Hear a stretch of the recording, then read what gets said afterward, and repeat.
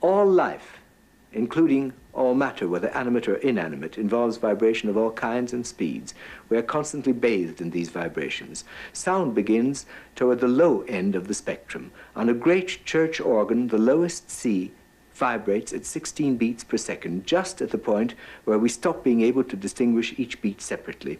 We can see that pitch is but an acceleration of rhythm.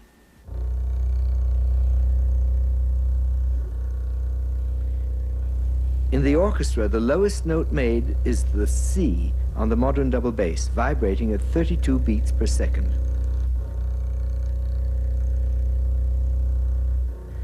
It seems to me nothing more to boast about than the top C I can produce on my violin, 7 octaves higher.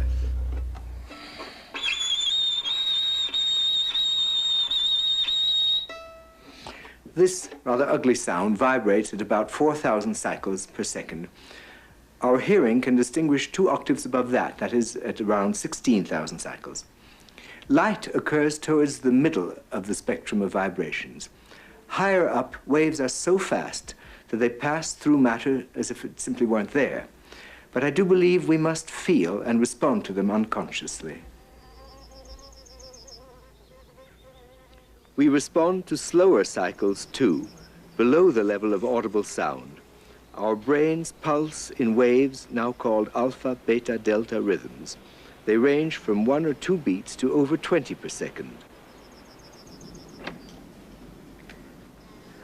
We recognize the cycle of day and night, the phases of the moon, the seasons of the year.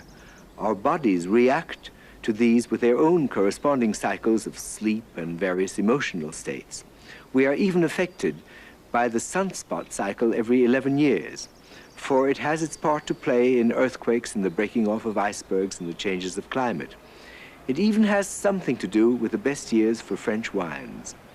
Music keeps us in touch with this entire vibrating world, both outside and in.